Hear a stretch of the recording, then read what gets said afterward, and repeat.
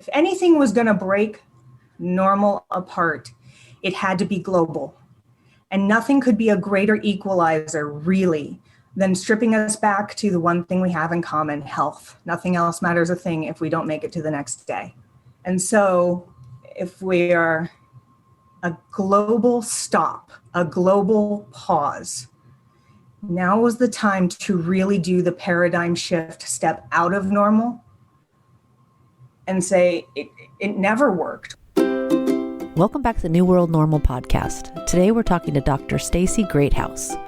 Dr. Greathouse is an educator, an instructional designer, and a self-proclaimed pirate. She received her doctorate from Illinois State University, located in Normal, Illinois. So as you may have guessed, we will talk a bit about the word normal, in addition to our educational system and its flawed state of being. Impassioned, willing to ask the uncomfortable questions and do whatever it takes to create a student-centered learning experience, Stacy and her curious community have founded the Dark Classroom, which is a space for educators to get acquainted with their shadow-selves and see their roles in current systems without judgment. Formal and informal educators are welcome in the community, whose mission is to defy normal, live bravely, and rise curious. Welcome to New World Normal, the podcast, where every week we'll talk to guest experts, thought leaders, and everyday people who are disrupting norms and working to create a more inclusive and holistic society. We will talk about the issues that affect us all: environmental, human rights, social issues, criminal justice, education, and the economy. We'll talk about wellness and about food, from how it's cultivated and distributed to how it's prepared and consumed. Basically, we talk about all the systems in our society that aren't necessarily working for the benefit of the many. We'll strategize and collaborate on how we, as a collective, can intentionally make better choices every day that will lead to positive changes in the world around us. If that sounds good to you, stick around and have a listen. And by all means, click like or follow or subscribe on your favorite podcast source. We're here today with Dr. Stacy Greathouse to talk normal and education and normal education. Or not so normal. Depends on where we go. Hopefully we know better at the end of the conversation. We'll have a couple of hopes at the end of the conversation. Our original conversation, a little discovery chat, you started telling me about the origins of the word normal as it pertains to education. I was hoping we could talk about that again because it was fascinating. Oh, absolutely. So with normal as an education kind of concept, it actually started with the French, where they would do the normal schools, and that was all about teacher preparation. As they were doing normal schools, it wasn't about being average, it was about being exemplary, being a model of the best kind of education. So it comes over into the United States, and let's talk around through the 1800s or so, we're establishing normal schools for teachers preparation. And I think the first one is in Vermont. And in Normal, Illinois, that is where they established the first teachers prep college. And in Illinois, that happens to be where I got my graduate degree. So it is now known as Illinois State University. And I believe it was founded in something like 1857. So the normal schools were all about trying to be examples and models of perfection, and everybody should reach that high, and a teacher should model all of that all of the time. That's interesting. So it was more than the average. It was supposed to be better than the norm. Yes. So how does that play into how education progressed in our not so normal world? Well, people moved away from the language of normal schools as things started to become, who knew, a little more progressive. So then they just became teachers preparatory colleges. That idea of normalization is actually pretty dangerous, because you're trying to go for a model, and it's a model that nobody can ever actually achieve or withstand. So it's always a system that is intended for failure, in my opinion. Now, norming as it is currently in the education system, we actually go through, let's talk about higher education for a second. When a school is becoming accredited to offer degrees and undergraduate or graduate degrees, there are accrediting bodies so that people believe in the legitimacy of that college or that university, so that when you walk away with your piece of paper, you have shown that you have mastered these skills. So part of that accreditation comes from the ability to norm. I worked at a college that was traditional. It was bought out and it segued into online learning. And for us to establish our legitimacy, we had to take a look at the work that our students were doing and get into a room with a whole bunch of different people. We looked at rubrics and then we scored these artifacts and we compared our feedback. And what norming was taking these different perspectives and saying, okay, we all come to the same agreement, the same standard, the same norm.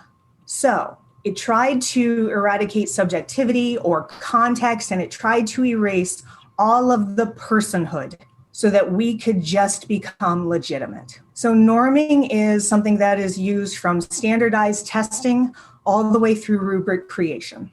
And it doesn't matter if you're K through 12, higher education, undergrad, graduate, you name it. And I can see the danger in that when you're trying to create or be a more inclusive society. And it's probably one of the most structured mechanisms for killing curiosity that there could ever be. Yes. And now it has me reconsidering my entire business model. How's that? You got to explain all that. My copy. Well, because originally I would envision, we're creating a new world normal together. Yeah. But we're not. We don't want to create a normal. We Right. maybe want to question normal. Yes.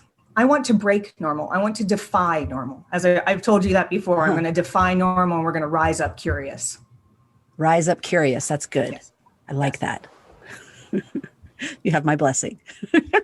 Come along with us. Help us break Right? normal. That's why I'm here. That's why I'm so excited to talk to you.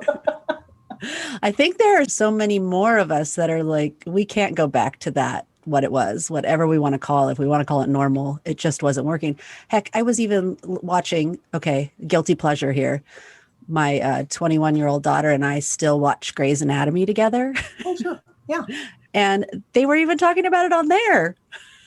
Even Meredith Grey doesn't want to go back to normal. You know, normal has hurt way too many people. It does. Yeah. I think we're all a little broken from trying to conform and fit into the norms and the little boxes. Yes. I think what happened with this final, if anything was going to break normal apart, it had to be global. And nothing could be a greater equalizer, really, than stripping us back to the one thing we have in common, health. Nothing else matters a thing if we don't make it to the next day. And so if we are a global stop, a global pause, now is the time to really do the paradigm shift, step out of normal and say it never worked, or there are so many sicknesses. With everybody stopped, let's take the pause and the time, because one of my least favorite parts, one of them, about education is issues of time and what I call time terrorism. Now that's very inflammatory wording, but we use structures of time to punish. We use structures of time to hold people hostage to lockstep education, to anxiety structures, to pass and fail. It must happen with this amount of time. And what happened when everybody was told to pause, they were told to pause and continue working instead of pause, breathe, and even play. Or what happens if we broke free of lockstep? Of, I can't hit all of these markers in this huge shift. Too many things contextually are changing on me. Why are we holding us accountable to the concept of time instead of the reality of our relationships? Especially since it's such a temporary, even if it was just a year. Now we know it's probably going to be a little bit longer than a year, but what if we just didn't? What if we just weren't productive and held to those benchmarks Yes. Because how much do they really matter in the grand scheme of things? Well, and there are, with trauma at an individual level and then trauma in a, societal level, we are experienced trauma, and trauma survivors process time differently. And so if we are not given the time to sit with what is happening, it makes us sicker. And I do a lot of mindfulness work, and I teach people how to be present and non-judgmental. This is why I feel so very strongly about what needs to happen in education, because education is entirely systemically judgmental, and it's time-based, and time is very judgmental. It doesn't forgive the way that we use it. So to come in and help the global trauma at an individual level, just give them time to think, to feel, and to be. And I read a lot of higher education news, and I saw what was happening across higher education with provosts and presidents, calling and appealing to faculty. We've got to keep to these timelines. It's not just, yes, we'll send them home and we'll pivot and we'll work this, but we're so stuck to, you must hit the quarter, you must hit the semester, you must have your exams. Now in the schools that I work for, it's like, okay, we will slide the exams. We will move the time because people have to learn their technology, but it wasn't enough. All of the markers were broken, and it just built the trauma. So when we get back to this place of let's have the paradigm shift, I'm concerned by the people who are saying, no, let's go back to normal where we thought we knew what we were doing, but we never did. Instead of taking what may have been learned this past year and trying to make improvements. Yes. Well, that's unfortunate. It's all the way up. It's from child all the way up to, adult learners. And it's also from not even formal education. It's informal education too. Just give them time to think and breathe. Yes. Do you see any shifts happening, or is it everyone just wanting to run back to what was? It's different in different places. You can really markedly see who has what beliefs, who has what values, by which role they're going. New business models that are coming out for remote work. Can education accomplish that too? And from the connections, people I know in Texas and California and where I am in Arizona, I've watched in Texas, no, you can't work remotely, and that's for your library staff, though all of their work has always been remote because they've been in a factory doing their, literally a revamped factory doing their catalog work in little cubicles. They could always do that at home. But no, that research school wants them back. For some reason, wants them back on campus. And in other places, I work at a medical college. And yes, there are certain places that if you are going to practice the skills of working with a client in a health-related field, you do need to have your hands on the people. But where I work, it's holistic. We are a naturopathic school, and therefore we look after mind, body, spirit. So with that, it's a real struggle to watch. We need to treat and be present for what's happening with the pandemic, because that's who we are, and educate as well. And so what do we do to care for everyone? I'm really proud of where I work. Our administration has opened forums and said, this is what we noticed about our behaviors, and it was wrong. And these are the tasks we are taking to correct it. And this is the research that is being done. These are the partnerships that we have. And so it is adjusting. It is a very living culture. So I took two real big extremes here. The research school that's all legitimized by their top tierness, and that they've got this big, huge reputation behind them, but they're doing significant damage. It's almost like the bigger the ship, the harder to right the, direction, which you can see is true, but if you don't try to write it, you're never going to get anywhere. Well, You're going to hit that iceberg. Well, you are talking to Dr. Pirate. You know that. Oh, that's right. Yes. Yes. So I came out of the Normal, Illinois with a PhD in Pirates, Pedagogy, and Children's Literature. So I know radical pedagogy, and I do know how to break things. And we don't right ships. We blow the sick ones out of the water because you cannot change these structures from the inside. The thing about pirates is they know the structures that made them, therefore they can turn the weapons back on them. And it always has to happen. When a pirate realizes that and they no longer fit in the legitimize the country, they now are persecuted by that country. They are thrown out, or the official term is abjected. And they see what made them, and they see what made them the enemies. And they see that now they're being persecuted for the life that they have to live with 4 inches of tar, iron, and timber between them and certain death. Yet for some reason, people who are land are trying to dictate their manner of living. So yes, there's resentment, and we blow that out of the water. And it cannot be done from inside. So new institutions of learning. Not even institutions. That word is dangerous. Not institutions. I'm giving all the dangerous words today. Normal, institution. I bring them up. Hey, I'm a pirate. This is what we lob at each other. No, this is important. And what would you call the organization? If a not institution of learning, how would you identify it?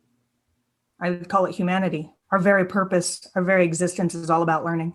That's all we are. I would just call it learning. It doesn't need to be institutionalized. It needs to be a living thing. It needs to be context-based. And we have the capabilities, the technologies to be even more flexible. The silos that people may fall into of, oh, I like my traditional classrooms. No, I like to be online.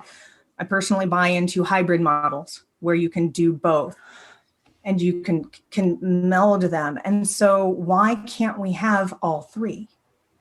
Because people prefer. Sure, why not? I remember at the beginning of the pandemic when they were talking about doing school online, and I got really excited for a few minutes there thinking, because the internet, I mean, it's got everything. Mm-hmm. That I felt like it was just opening so many more opportunities. For one thing, I live in a small community. We have a small school, very limited on what classes they can take. And I started thinking, well, why can't our students here log in to a classroom on the mainland and take a class that they wouldn't otherwise have been able to? It was really exciting. But then I feel like the rush to go back to what was, I feel like all those opportunities are just going to go away. Which is so unfortunate because the technology does offer a lot of flexibility for people who might not learn traditionally or might need more time or less time sitting in a classroom and more time exploring stuff that's really interesting to them. And there are a lot of ways to do it. I've got practical ways to do it. But before, I really want to kind of hook into something you said. You were excited for a minute. I'm wondering, did what you see as it was happening ever live up to your expectation? Mind you, I was looking at it from the outside because I don't have any school age children. Right. Just hearing what friends were commenting online and seeing articles and posts from teachers that they were struggling to continue to do their traditional classroom now on Zoom. Yes. And I'm sure it's because they weren't getting the support of people that might have had more experience in an online teaching environment. So they were just doing what they knew. And I feel like a missed opportunity. Yes, I would agree with that. Actually, they were just among a sick system and were not willing to let it go. To really, really see I am on a different ocean. And pirates, they never had their ships built to order. They always had to do with what they found. And when you are dashed against the rock, what are you going to do with what you can find? And if you want a new world normal, let's take all the land away. So I found myself, and sometimes I still do, placing blame because I've been in systems my first official teaching role, I was a junior in high school, and I was teaching a fifth grader algebra. And I've been a teacher and an instructional designer. I've taught literally ages 3 to 83. I have taught at community colleges, higher education. I've taught at-risk and out-of-school youth in alternative programs. I have volunteered with grassroots to teach computers to English as second language mothers. Public speaking. I've been in a lot of places, and I have seen the system from so many different angles. It always comes back to me hitting my head against something. And I would target the administrators. And I still do as a knee-jerk reaction, which is why I know I have to get real dark and I have to get real brave. Because what are they getting out of it? What are they afraid to lose? Is it that they really do feel responsible to all the people, in front of them? Or is it a power thing? Because I'm assuming it's a power thing. And what happened with this huge shift, if we had just given each other time not to have to be responsible at the same level as before, but to really work together to find new, there wouldn't have been a blame anywhere. All we were trying to do was keep our head above water. I used to teach pre-service teachers and up-and-coming librarians things, even how to choose children's literature, to be able to teach it for the values that we impart through the literature we put in their hands. And the ways that I used to do that, it was empowering whenever a student came back to me. Actually, I did have one track me down. She saw me at an ice cream parlor. She beelined across the street, which, by the way, in your peripheral vision, if you see someone that's like running in your direction and you're like, wait, what? But she ran up as I was having this ice cream cone, and she said, her phrasing, I can't remember exactly, but it was really, it kind of blew my mind. She said, after your class, I went back and I looked and saw exactly what you were doing. I saw how you put the parts together. I saw what you were doing with not just what you chose, but how you behaved, even how you dressed. Yes, I put that much work into that thing. And she's a pre-service teacher, and she says, that is the instructor I want to be. Wow, that's some great feedback to hear. I find those more powerful in a portfolio than, as much as I love my colleagues, than them. Because if we were ever truly going to be student-centered, when I see or get you have affected my life and I have already gotten the job because of what you taught me here. I'm going to take you back to, you just said, if we're going to be more student-centered, mm-hmm. How do you see us getting there? Is that the model of pure learning curiosity is mm-hmm. to center on the student who wants to learn what they're curious about? How do we get there? Do you see a path from where we are, or we just got to blow up the institution? I see a path of the dark classroom. I see the path of we go inwards to remember with the most compassion and the most humility that we can is that we are the learner. We always were. So we've grown into an ego, and the power structures, how we enact power, how we situate, how we behave, power structures, how educators often define themselves by, I'm doing something altruistic, but I need your feedback that I am good because I'm going to evaluate your goodness. But it's just come back to what are our bodies but learning mechanisms. Our cognitive, our neurons, they are all about learning. They adjust to our context. They always have. And to be student-centered, then we are genuinely compassionate to ourselves. Ultimately, we are seeing ourselves as student, then we always have empathy. If we can love that we are learners, then we can't resent them when they don't read the syllabus. I put all my power and my ego in my syllabus because you have to be by my rules, my norming. That syllabus is a bludgeon of norming. The policies are norming, all of this stuff. And I put it in, it is an exemplary syllabus by what everybody else has legitimized about policies and all this stuff. And why didn't you read it? because it didn't speak to them. They had no say in making it. They didn't have the ability to make what the learning was going to be in there real for them.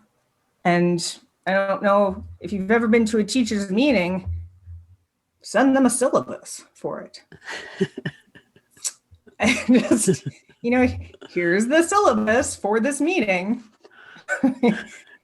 Nobody's going to read it. Nope. And there are a lot of memes and a lot of things that behind the scenes teachers will pass back and forth. And it's really a scary system because I've done it too. And I have to sit with this. Whenever I go into the dark classroom, I sit with my own toxic behaviors. I sit very much, where and how did I feed this system? And I look at that and I have to look at her and I have to say, I love you and I love you for what you taught. When you were there, you did some damage. You hurt people and students at this level. They are fine. You are doing better. And so these living amends are happening because I looked at myself. I was a student in that moment. I needed to put myself out there. And yes, I have done syllabus things, power plays with my syllabus. And now I don't use syllabi. So you mentioned the dark classroom. Mm-hmm. Which is your work currently, correct? Yes. And I'm finding it interesting because I was listening to somebody, was a psychologist, a masterclass on doing the work, working on ourselves, which what I hear is essentially what you're saying for our educators need to be doing some internal work on themselves. And I've come to the realization that we all need to be doing that inner work to get to a place that's better than what we were before. Yes.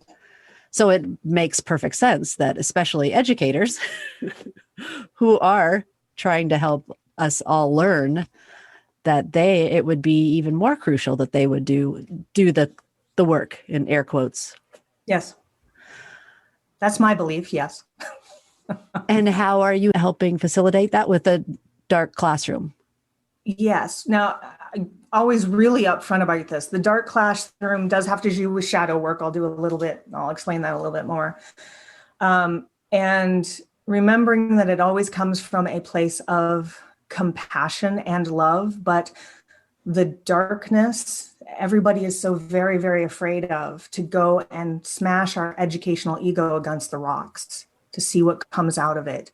And the dark classroom is baldly a spiritual approach to education.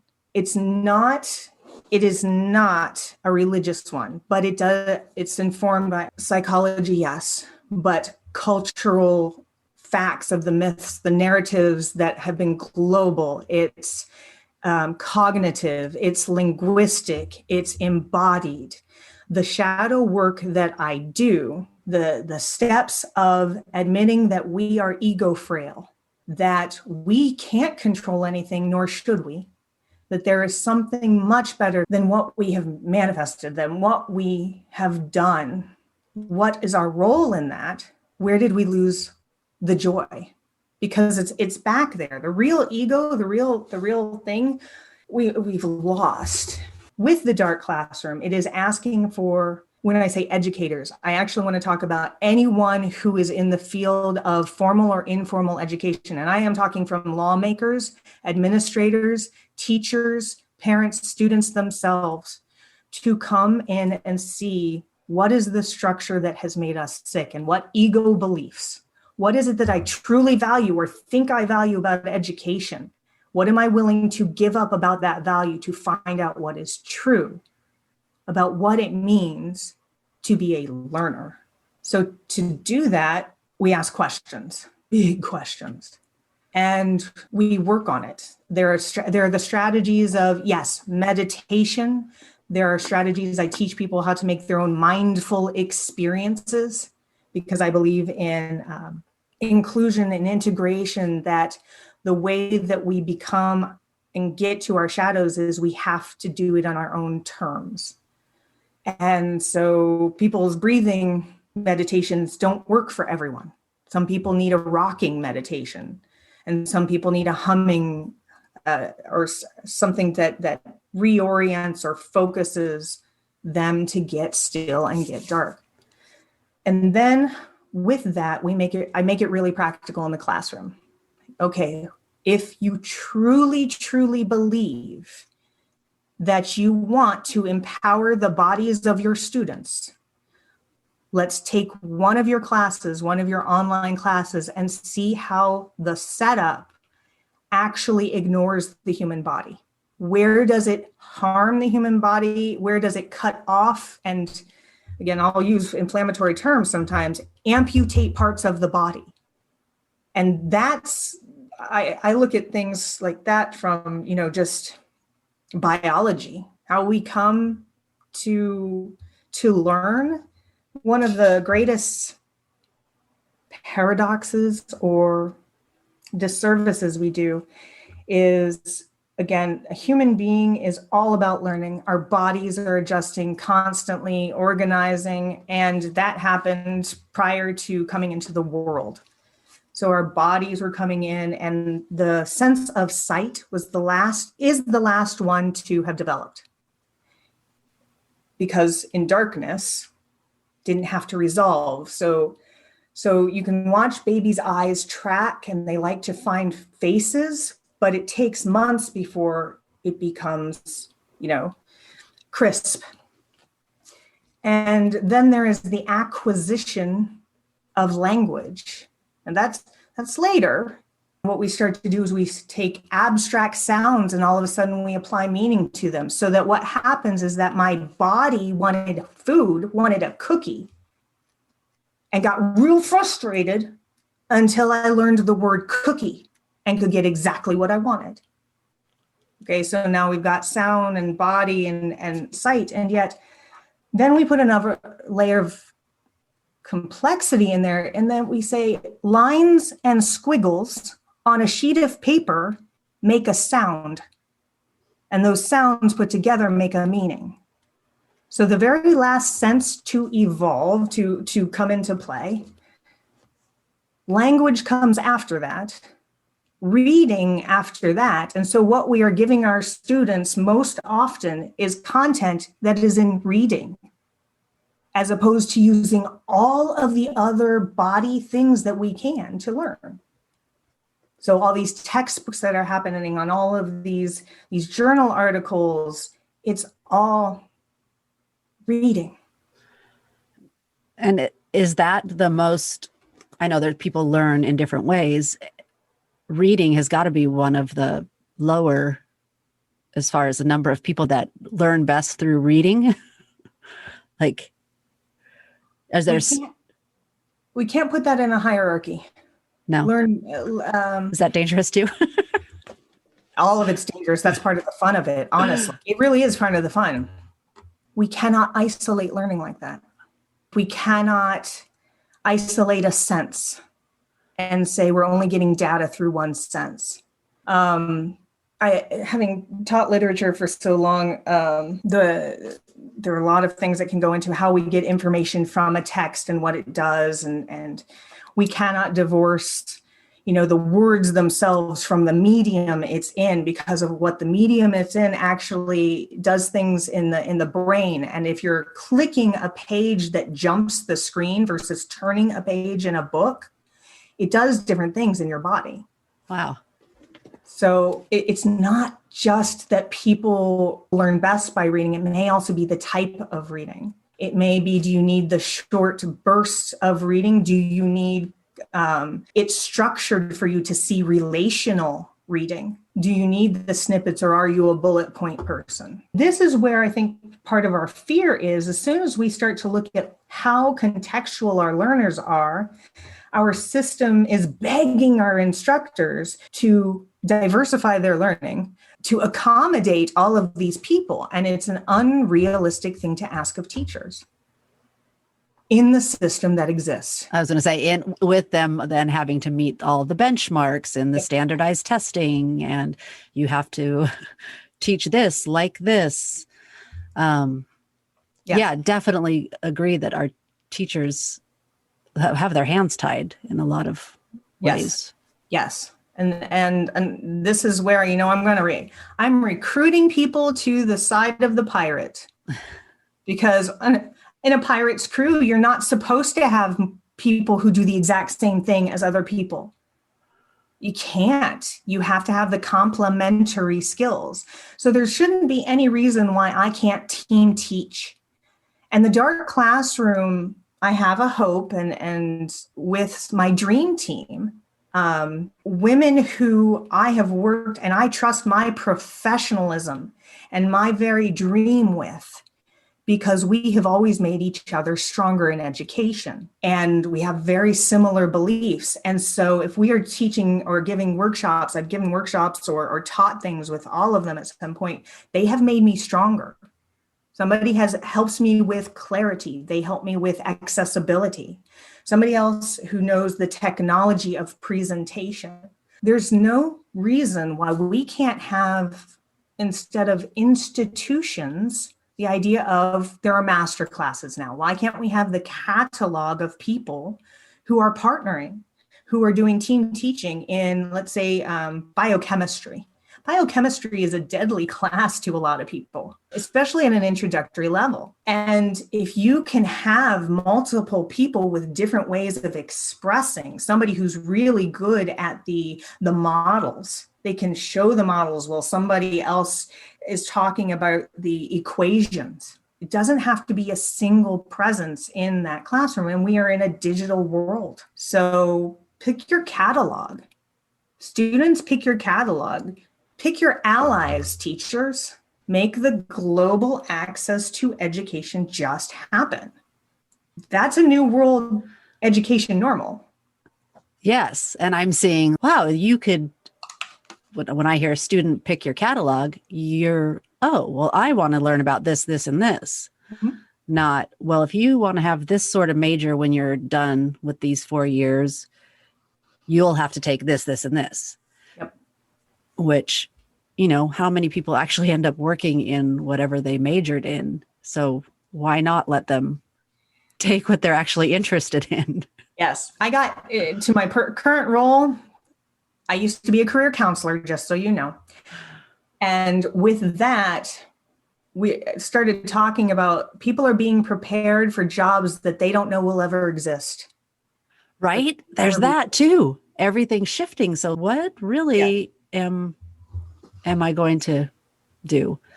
With the catalog, quote unquote, it's scary when I say all we need. Yeah. We do minor detail. It is. And this comes from being a career counselor.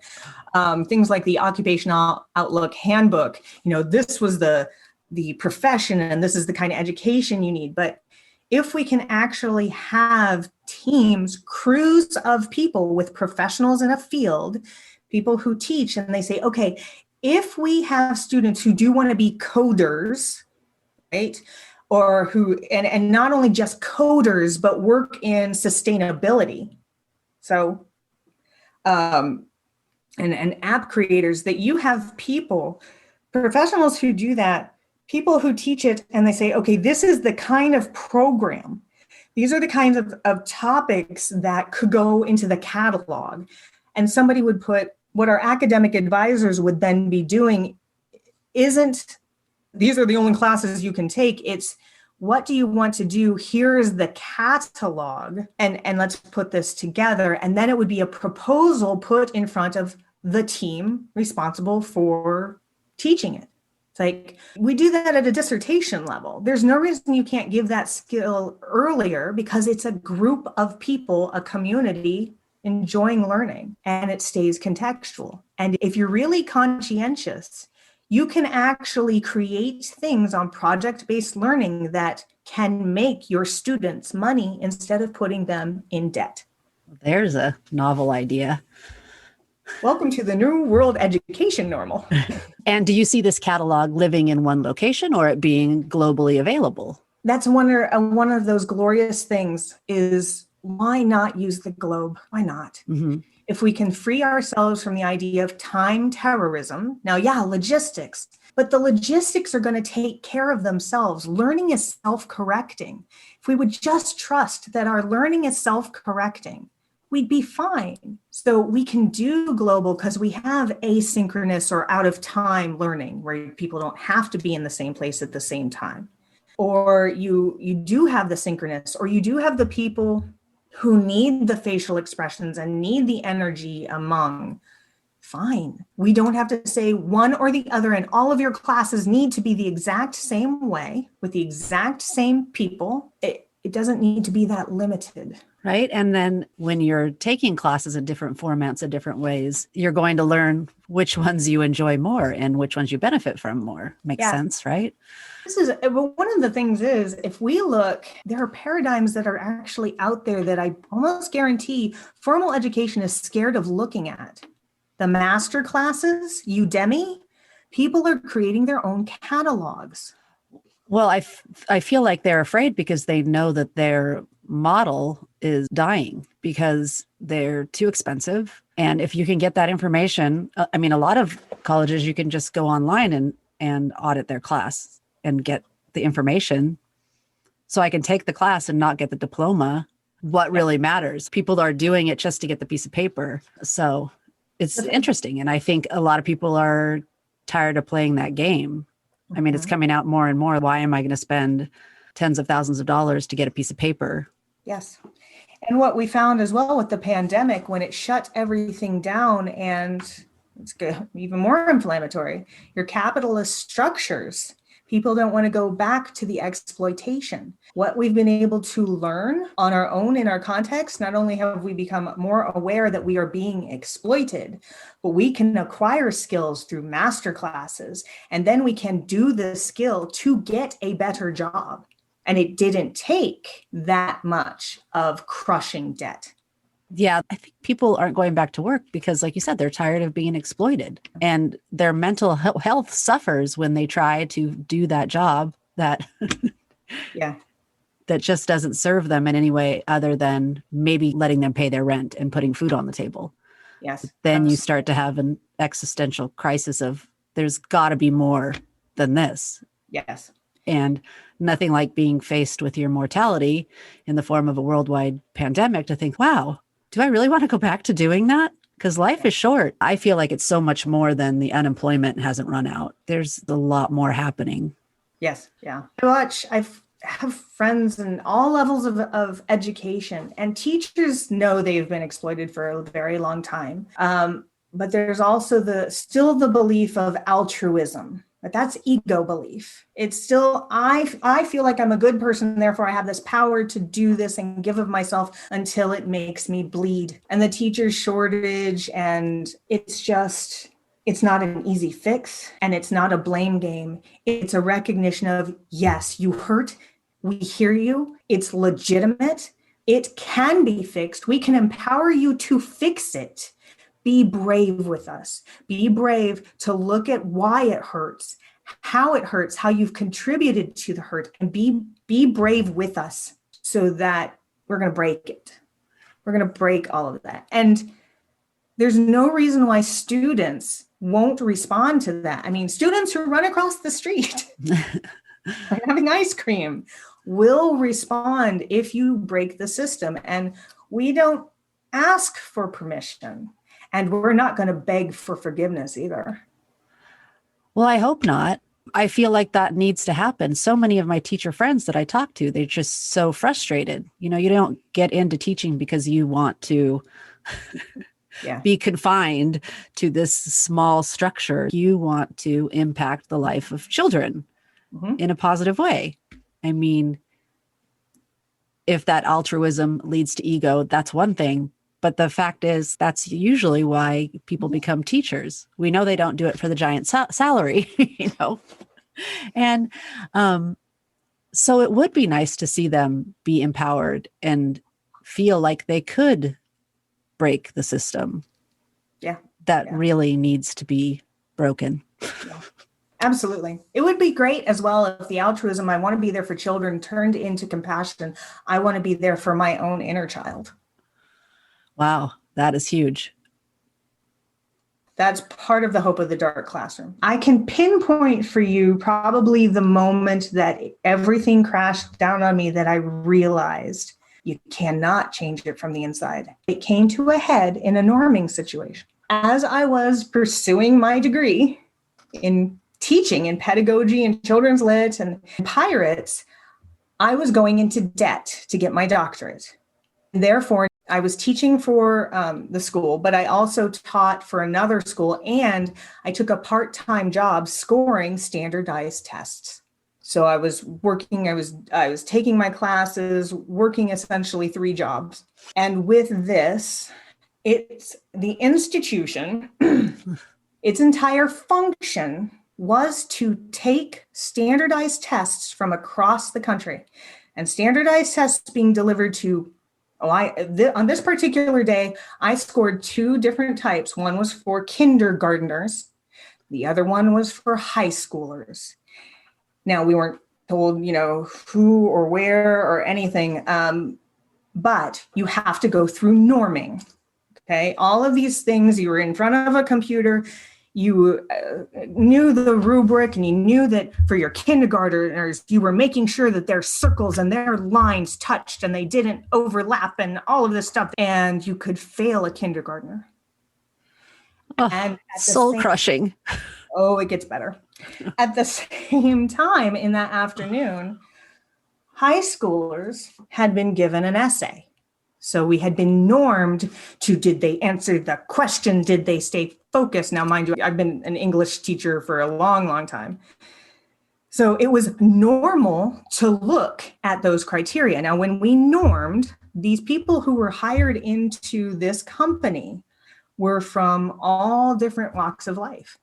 Okay, it wasn't just teachers that were in there, grad students, but also other people. As long as you could pass norming, which meant everybody looked at a rubric and they looked at a series of things, and you had to get the same scores. An anomaly would happen, every once in a while, but everything was looked at by at least 3 people. So you would have 2, hopefully, who would give at least the same score. So in the morning, I looked at the kindergartners, and this was a soul-crushing operation we were under fluorescent lights in rows in front of these computers. You had to schedule your bathroom break. So even that is soul crushing. And you had to do so many in such a long time. You couldn't spend too much time scoring things. And so the norming became an automaton. Like, okay, I'm real uncomfortable with this already. In the afternoon, you're not supposed to be given any kind of identifying information. Okay. And I read an essay. And the essay was so self-aware. It hurt. This is where I broke. This is the moment I knew you can't fix it from the inside. She gave enough of herself away, and then I knew it was a standardized test delivered in California. She was a 15-year-old Hispanic girl. And she says, I know what this is happening. And if you can, I know what you're going to score. It was very self-aware. And it talked about, you can punish me if I don't get this right. And it was talking to me. Oh, wow. And she's like, and I'm in this kind of a school. The kind of community, like socioeconomic status community. And I looked and I said, fuck it. That's a perfect score. I said, they're going to throw out my score. That score isn't going to mean anything. But what is the damage I just did to all those people I just scored? Because she knew, brilliant. How many brilliant children, students, kindergartners did we make? Nothing but a line and a circle and a 1, 2, 3, 4, or 5. And 3 people looked at those scores and said, you are a 1, 2, 3, 4, 5, and we have delegitimized you as a human being. I didn't last in that job very long after that. I'm glad. But then I went and I did a dissertation on piratical pedagogy and how to break a system. And that's where we've got to go from here. In my opinion, yes. Do you have any suggestions, tips, strategies for people trying to navigate our current broken system? How they might speak out to expedite these changes we would love to see?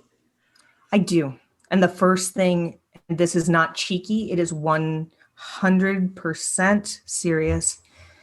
It's the breath. Please breathe. Start just breathing. And however that needs to happen, start there and get still and be brave, because you know something is wrong. Don't gaslight. It's true. It is valid. Everything, every feeling about this, you know, we have never been stupid. No child is ever stupid. Our bodies know more than we can imagine. Trust that first and be willing to go inside, but find a community to do it with. Find us. There are more of us than you know. Okay. So yeah, my practical thing, breathe. Validate yourself. Look for a community of people who are open to the discussions, who are curious, and who really are doing things differently. I happen to be one of those people that can take context from the people in front of me and say, let's walk through your shadows. I show them the techniques, whatever they find there. We leave behind what no longer serves and we bring back what does. You are doing good work, and I appreciate you being here. Thank you. I want to acknowledge, though, I'm not doing this work alone. I'm just exceptionally vocal about it. I'm not doing it alone.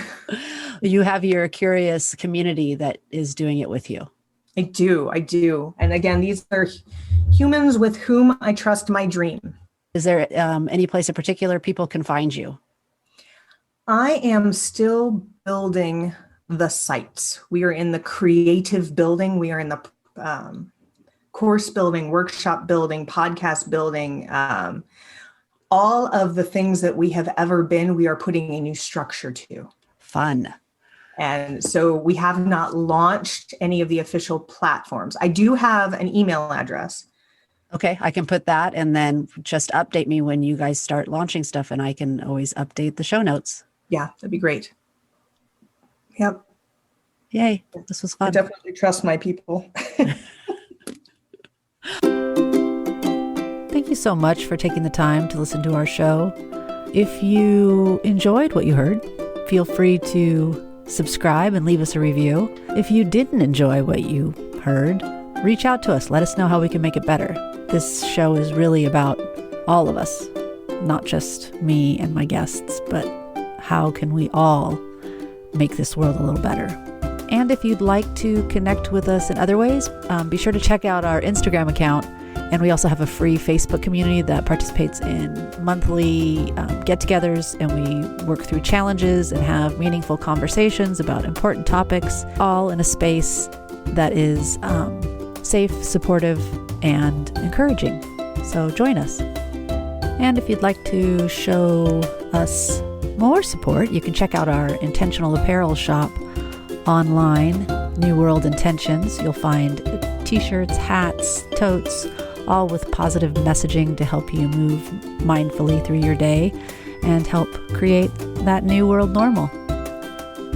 I really enjoyed talking to Stacy, and it gives me a lot of hope to know that her and her merry band of educators, merry band of shadow workers, merry band of educators are at the helm trying to navigate these rough waters, and will hopefully find a solution to all of our educational woes.